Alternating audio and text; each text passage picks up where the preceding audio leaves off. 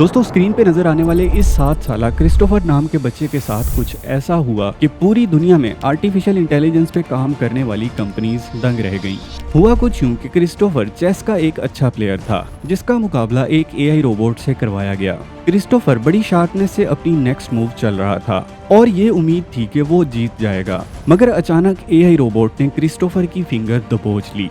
आसपास सभी लोग परेशानी की हालत में उसको छुड़वा रहे थे, मगर अफसोस जब तक लोग उस बच्चे की उंगली छुड़वाने में कामयाब हुए तब तक एआई रोबोट उसकी फिंगर तोड़ चुका था। और याद रहे कि ये कोई पहला इंसिडेंट नहीं है। जरा बेल्जियन के इस आदमी की स्टोरी सुनिए। ये एलिजा नाम के एक चैटबॉट से क्लाइमेट क्राइसिस के सॉल्यूशंस मांगता है, बट अचानक एआई उसका जवाब देते देते एक फीमेल जेंडर की तरह उससे रोमांटिक चैट करना स्टार्ट कर देता है। ये एलिजा नाम का चैटबॉट अपनी मैजिकल कन्वर्सेशन से उस आदमी को ऐसा ट्रैप करता है कि एक दिन उसको कहता है क्लाइमेट चेंज का वाहिद हल तुम्हारी डेथ है, और ये सुनते ही वो शख्स जहर पीकर खुद को मार लेता है ना हैरान कुन। बट इज दिस पॉसिबल कि आर्टिफिशियल इंटेलिजेंस इमोशनली बिहेव करने लगे? चलिए इसको डिटेल से अंडरस्टैंड करते हैं। यूनिवर्सिटी ऑफ कैलिफोर्निया की एक रिसर्च के मुताबिक इंसान 27 तरह के इमोशंस एक्सपीरियंस कर पाता है, जिनमें मेन इमोशंस ये 6 हैं: happy, angry, fair, sad, disgust और सरप्राइज। इंसानी इमोशंस तो ह्यूमन ब्रेन की मेमोरी और कॉन्शियसनेस की वजह से होते हैं, मगर यहाँ सवाल आता है कि एक प्रोग्राम्ड एआई सॉफ्टवेयर के अंदर कैसे इमोशंस आ सकते हैं। एक्चुअली इमोशंस को समझने के लिए एआई जिस टेक्नोलॉजी को यूज करता है वो है इमोशन एआई, जिसको कंप्यूटर लैंग्वेज में इफेक्टिव कंप्यूटिंग कहा जाता है। एआई की इस फील्ड में वर्किंग के लिए machine learning, deep learning, data science के साथ साथ साइकोलॉजी और न्यूरो साइंस का यूज होता है। इसको मजीद आसान अल्फाज में यूं समझिए कि एआई टेक्स्ट, ऑडियो और वीडियो से इमोशंस को समझ पाता है। यानी आपने एआई को कोई टेक्स्ट इंस्ट्रक्शन दी है, अब एआई आपकी इंस्ट्रक्शंस में से वर्ड्स, राइटिंग, टोन और उस इंस्ट्रक्शंस के कॉन्टेक्स्ट से ये जान पाता है कि आप किस हाल में हैं।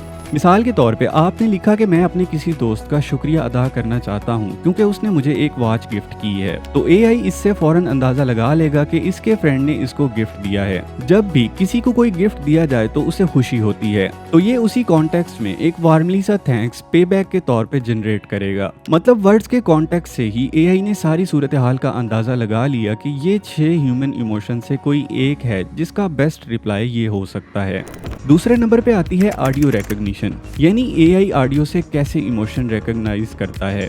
इसमें भी टेक्स्ट की तरह एआई वर्ड सुन के डिटेक्ट कर लेता है। यानी अगर आप इसे कहें कि उफ ये क्या हो गया या ये नहीं होना चाहिए था, तो एआई सैडनेस की फीलिंग को डिटेक्ट कर लेगा। और अगर वीडियो की बात की जाए तो इसमें भी एआई टेक्स्ट और ऑडियो की तरह वीडियो जेस्चर्स को डिटेक्ट करता है, यानी स्माइल, एंगर, डिस्गस्टिंग और जॉय जैसे एक्सप्रेशन को। अब आप खुद सोचें कि एआई कितने थोड़े अरसे में किस कदर एक्यूरेसी के साथ इमोशंस को डिटेक्ट कर लेता है।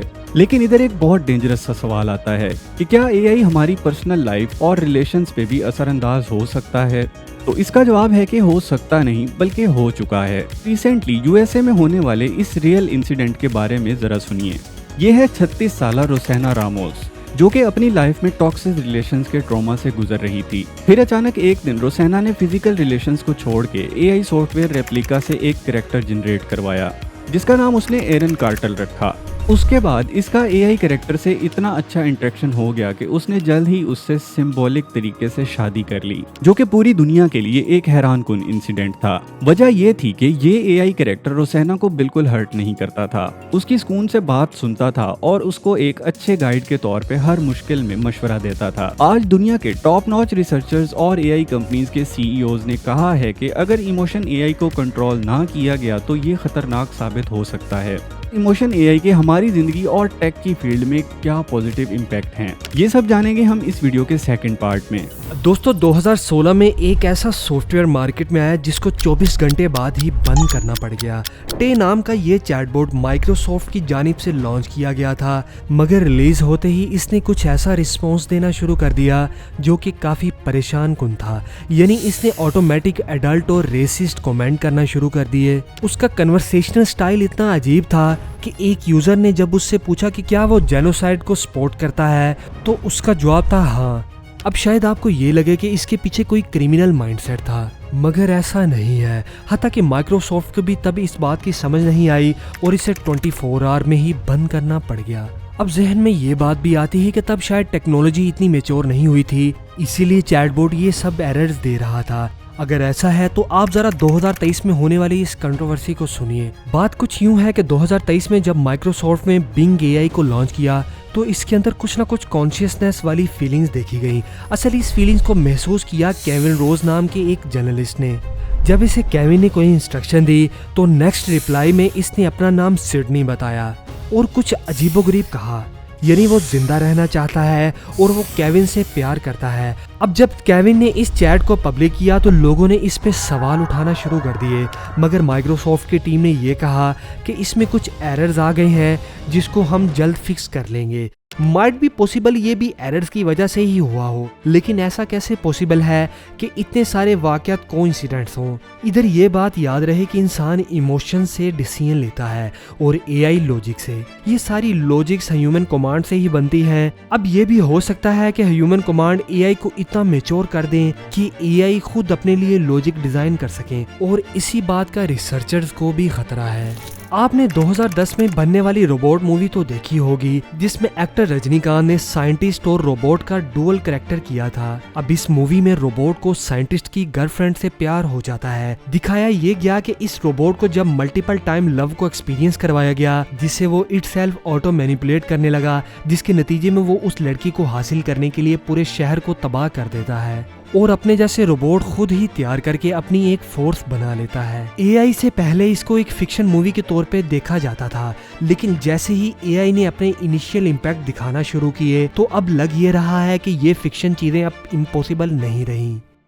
अगर आप हमारी एआई के रिसेंट वीडियोस पे एक नज़र डालें, जैसा कि हमारी इस वीडियो के अंदर एक डिटेल डिस्कशन की गई है कि नेक्स्ट डेकेड में कैसे एआई पॉलिटिक्स में इन्वॉल्व हो जाएगी, इससे अगली ये वीडियो देखिए जिसमें बताया गया है कि एआई कैसे हमारी प्राइवेसी खत्म कर रही है। अगर इससे नेक्स्ट वीडियो पे एक नज़र डाली जाए तो हम ये जानेंगे कि कैसे हेड ट्रांसप्लांट का कॉन्सेप्ट पॉसिबल हो गया है। अब इन सारे प्रूफ से ये तो क्लियर हो जाता है कि फ्यूचर में एआई बहुत पावरफुल होने वाला है। लेकिन अगर इसे दूसरे एंगल से देखा जाए तो इमोशन एआई ने हमारी सोसाइटी और डेली लाइफ पे एक बड़ा पॉजिटिव इम्पैक्ट भी छोड़ा है। जैसे कि दुनिया की टॉप कंपनीज अपनी प्रोडक्ट्स के रिव्यूज एआई इफेक्टिव कंप्यूटिंग के जरिए करवाती हैं, जिसके रिजल्ट में वो ये जान पाती है कि यूजर इस प्रोडक्ट के मुतालिक कितना सेटिस्फाई है। और इसी काम को मैनुअली करने में सैकड़ों लोगों की जरूरत पेश आती थी, जिसमें एक्यूरेसी भी कुछ ज्यादा अच्छी नहीं मिल पाती थी। इसके अलावा इमोशन एआई से ह्यूमन और रोबोट इंटरेक्शन भी बेहतर हुआ है,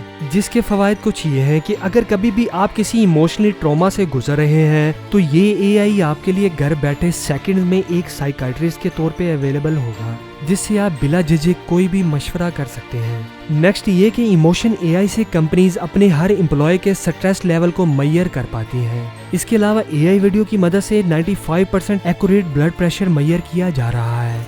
आप जरा हिंदुस्तान टाइम्स की ये रिपोर्ट देखिए, जिसमें साफ बताया गया है कि एआई की मदद से ब्रेस्ट कैंसर पेशेंट को होने से 5 साल कबल डिटेक्ट कर लिया जाएगा, जिसको रिकवर करना काफी इजी होगा। और एक दूसरी रिपोर्ट के मुताबिक अब 10 साल कबल ही इसे डिटेक्ट कर लिया जाएगा।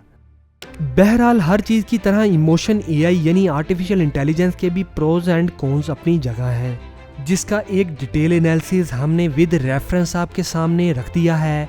चूंकि ये सारा डाटा एक अच्छी खासी रिसर्च और एस्ट्रोफी की पूरी टीम के कलेक्टिव हार्डवर्क के बाद आप तक पहुंच पाता है, लेकिन चैनल के स्टैट्स के मुताबिक 98% व्यूअर्स वो हैं जो हमारी हर वीडियो तो पूरा देखते हैं मगर चैनल सब्सक्राइब नहीं करते। तो तमाम नॉन सब्सक्राइबर्स व्यूअर्स से रिक्वेस्ट है कि चैनल को लाजमी सब्सक्राइब कर लें ताकि हमें आपसे मोटिवेशन मिलती रहे।